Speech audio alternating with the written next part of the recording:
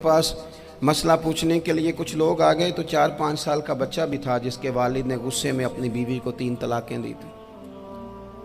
तो छोटा सा बच्चा, कपड़े भी फटे पुराने, और हालत बता रही थी कि गरीबी है। तो जब मैंने मसला बताया कि 3 तलाकें हो गई हैं तो वापस जाने लगे, तो बच्चा मुझसे कहता है, देहाती आदमी तो कहने लगा, मौलवी साहब मेरी अम्मा ते नानी कहनी असन पूछ के आई आप कि हुण असीं लहदा लहदा ही रहना है।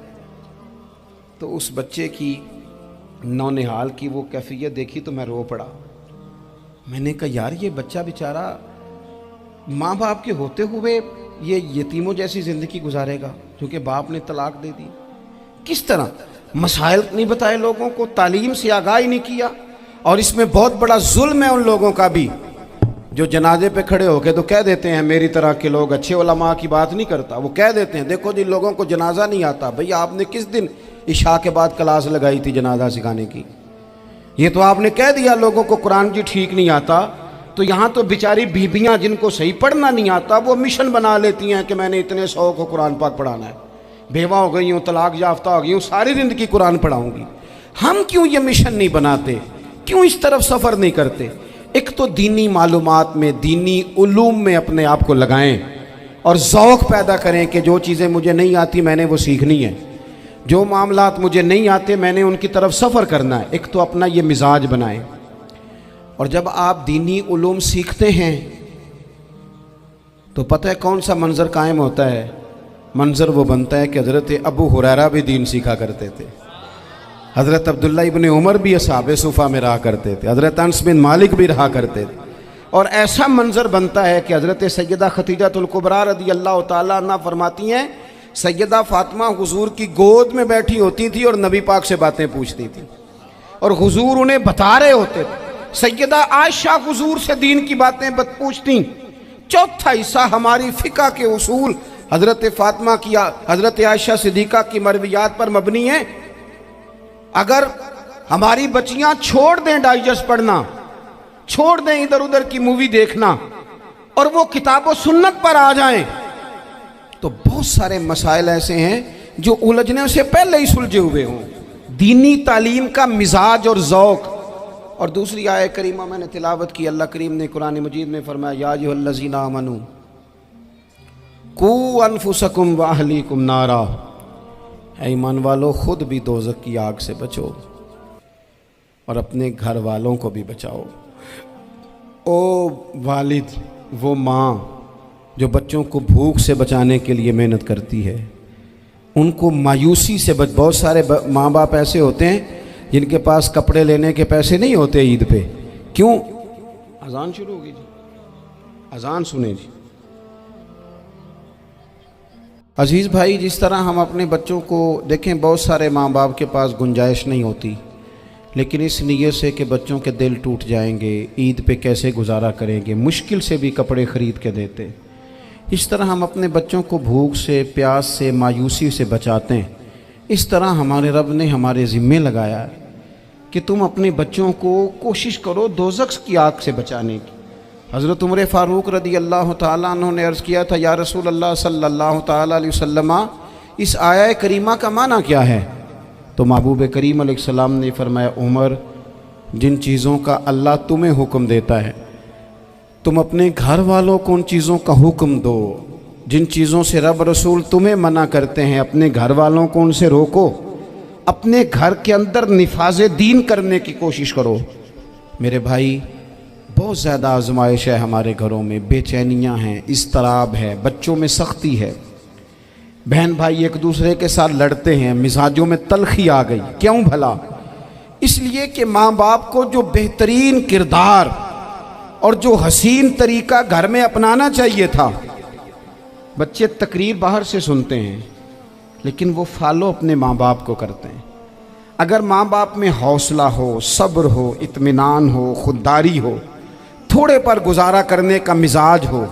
देखें ना, आज डिप्रेशन है, टेंशन है, पैनिक्स अटैक्स हैं, बड़ी सारी चीज़ें आ गई हैं। क्यों भला? सब्र नहीं, तहम्मुल नहीं, बुर्दबारी नहीं। आजमाए। एक दिन एक बच्चा मेरे पास आ गया मदरसे का और आके वो रोने लगा। میرے گھر والے کہنے لگے کھانا چھوڑ دیں، پہلے اس کی بات سن لے۔ میں نے کہا پتر کیا ہوا، کسی نے مارا ہے کسی استاد نے؟ کہنے لگے نہیں حضرت، گھر فون کیا تھا تو میری اماں اور ابا کی لڑائی ہو رہی ہے۔ بچہ کانپ رہا ہے، ٹانگیں کانپ رہی ہیں۔ میں نے کہا کیا ہو کیا گیا تمہیں پتر، لڑائی ہو رہی ہے تو گھروں میں ہو ہی جاتی ہے۔ کہنے لگے نہیں آپ کو پتہ نہیں، وہ بڑا سخت لڑتے ہیں۔ میرے والد جب میری والدہ کو مارنے کے لیے آگے بڑھتے ہیں تو ہم سارے چارپائیوں کے نیچے چھپ جاتے ہیں، ہمیں خوف آتا ہے، وہ منظر خطرناک ہوتا ہے۔ یہ کون تکلیف دے رہا ہے اپنے بچوں کو؟ یہاں بیٹھے ہمارے ہاں میلوں دور رہتے تھے اس کے گھر والے، تو وہ تکلیف میں تھا، تو گھر میں کیا کیفیت ہوگی؟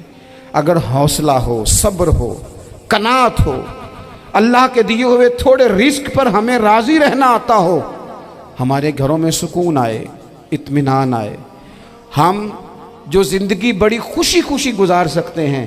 ہمارے مزاجوں کا لالچ، ہماری طبیعتوں کی بے راہ روی، ہماری جھوٹی انا کا بت، ان ساری چیزوں کو ختم کر دیتا ہے۔ اپنی زندگی کے اندر اگر ہم وہ کردار اپنے بچوں کو دیں، جس کردار میں موبائل بھی ہو، جس میں گاڑی بھی ہو، جس میں پیسے بھی لا کے ابا دراز میں رکھتا ہو، لیکن والد کا گھر میں مصلی بھی موجود ہو، اس کی کوئی تسبیح بھی ہو، وہ یہ بھی کہتا ہو کہ خدا نے اپنے فضل سے آج 5,000 دیا ہے تو اس میں 1,000 غریبوں کا بھی ہے، اس میں تھوڑا سا میں نے اللہ کی رضا کے لیے بھی رکھا ہے۔ اگر کوئی مشکل آ جائے تو وہ باپ اور ماں کو صبر کرتا ہوا دیکھتے ہوں، اگر ایک باپ بات کرے تو دوسرا برداشت کرتا ہو۔ خدا را اپنی اولادوں کو اس اذیت کا شکار نہ کرو۔ اپنے گھروں کے اندر وہ خودداری، وہ پیار، وہ وقار، وہ محبت، وہ انداز۔ آپ تھکے ہوئے ہیں کوئی شک نہیں، آپ بہت سارے مسائل کا باہر شکار ہوں گے کوئی شک نہیں، لیکن آپ باہر سے تھک کے آئے ہیں، اور اگر آپ باہر اپنی فیکٹری کے مالک ہیں اور دفتر کے بڑے ہیں تو گھر میں بھی تو آپ بڑے ہیں نا۔ آپ کی ماں بھی تو انتظار کر رہی ہے، اس نے بھی تو دکھڑا سنانا ہے نا آپ کو۔ آپ یہ دیکھیے کہ آپ کے بچے بھی تو انتظار کر رہے ہیں، وہ چاہتے ہیں کہ ابا آ کے بیٹھیں تو ہم ان کے سینے پہ چڑھ کے تھوڑا کھیلیں۔ آپ کی اہلیہ منتظر ہیں، کچھ باتیں بیوی کسی اور سے نہیں کہہ سکتی، صرف اپنے شوہر سے کہتی ہے، لیکن وہ تو آتے ہی جلال میں آ گئے صاحب، وہ کہنے لگے تو بڑی نالائق ہے، میں تھکا ماندہ آیا ہوں اور تو نے مجھے کہانی سنا دی ہے۔ وہ اس خاتون سے شدت کے ساتھ پیش آنے لگے۔ میرے رسول پاک کی حیات نور کو دیکھو، حضرت ام ایمن حضور کی رضائی والدہ ہیں، ان کی بھی خدمت ہو رہی ہے، حضرت حلیمہ سعدیہ آ رہی ہیں تو خدمت ہو رہی ہے، حضرت عباس حضور کے چچا ہیں تو کریم فرماتے ہیں میرے چچا ہیں باپ کی جگہ پہ۔ حضور دوست احباب صحابہ غلاموں سب کے ساتھ پیار کر رہے ہیں، 9 ازواج مطہرات ہیں گھر کے اندر، اور کیفیت یہ ہے کہ حضور صرف ان کی ضرورتوں کا ہی خیال نہیں کرتے، خواہشات کا ہی خیال نہیں کرتے، بلکہ میرے کریم کا طریقہ یہ ہے کہ کوئی بندہ آج بول کیا رہا ہے، وہ کہاں کھڑا ہے آج، اس کے جملے کس طرح کے ہیں، اس کا لہجہ کس طرح کا ہو گیا ہے اور اسے ٹھیک کیسے کرنا ہے، محبوب اس کا خیال فرماتے، توجہ کرتے۔ میں کہتا ہوں کہ ہم سب کو شوق آیا ہے آرام کرنے کا۔ میں صبح 11 بجے سے پہلے اپنے گھر سے نکل آیا تھا، اور یہ وقت آ گیا ہے اور رات کو خدا جانے کس وقت گھر پہنچنا ہے۔ کئی دفعہ کیفیت یہ ہوتی ہے کہ گاڑی سے اترتے ہیں تو پھر دل کرتا ہے کہ کوئی اٹھا کے چلائے نہ کبھی۔ اس کے باوجود بہت سارے لوگ ناراض رہتے ہیں کہ ہم سے مل کے نہیں گئے، فوٹو نہیں کھنچوا کے گئے، فلانی جگہ چائے نہیں پی کے گئے۔ یہ تسلسل ہے، لیکن میں جتنا مرضی تھکا ماندہ گھر جاؤں گا نا، کبھی ایسا نہیں ہوا کہ میں گھر جاؤں تو بڑی ٹینشن میں جاؤں۔ میری گھر والی ایک دن مجھ سے کہنے لگی آپ نے کبھی نہیں کہا کہ میں تھکا ہوا آیا، بندہ تھک بھی تو جاتا ہی ہے نا، کبھی کہاں کرے نا۔ میں نے اسے کہا پتہ کیوں نہیں کہتا، اس لیے نہیں کہتا کہ میں نہیں چاہتا کہ میرے بچے یہ کہیں کہ ہم نے دین نہیں پڑھنا، ہمارا باپ تو بڑی مشکل میں ہے۔ ہم اپنے کام کے بارے میں اپنے گھر میں شکوے کرتے ہیں۔ آپ کسی بچے سے پوچھ لیں کون سا کام کرنا ہے، کہنا جڑا ابا جی کر دے رہے وہ نہیں کرنا۔ کیوں کہ ابا جی ہر روز تو کہتے ہیں میں بڑا الجھ گیا ہوں، یہ کام بڑا مشکل ہے۔ میں چاہتا ہوں کہ میں اپنے بچوں کو یہ بتاؤں کہ پتر میں تو جدھر جاتا ہوں پھول ہی پھول ہیں، میں تو جدھر سے گزرتا ہوں محبت ہی محبت ہے، میں تو جدھر سے دیکھتا ہوں دعائیں ہی ملتی ہیں، تاکہ ان کا شوق پیدا ہو۔ میرے عزیز، آپ تھوڑا سا دل بڑا کریں۔ اگر آپ ایک کی وجہ سے پورا گھر سکون میں آ جاتا ہے تو آپ دل بڑا کیوں نہیں کرتے؟ جگہ ڈھونڈتے ہیں بس مجھے کوئی تنگ نہ کرے، کوئی میری باپ ماں بدولت کو کوئی پریشان نہ کرے۔ بخاری شریف سنیے، حضرت عائشہ صدیقہ رضی اللہ تعالیٰ عنہ بیٹھی ہیں، حضور فرمانے لگے عائشہ آج ایک بات نہ بتاؤں تمہیں؟ یا رسول اللہ بتائیے۔ حضور فرمانے لگے جب تم مجھ سے ناراض ہوتی ہو تب بھی مجھے پتہ چل جاتا ہے، اور جب راضی ہوتی ہو پھر بھی پتہ چل جاتا ہے۔ تو حضرت سید عائشہ صدیقہ بات سن کے بڑی خوش ہوئیں، یا رسول اللہ وہ کیسے؟ حضور فرمانے لگے کبھی کبھی تم قسم اٹھاتی ہو۔ یا رسول اللہ ہاں۔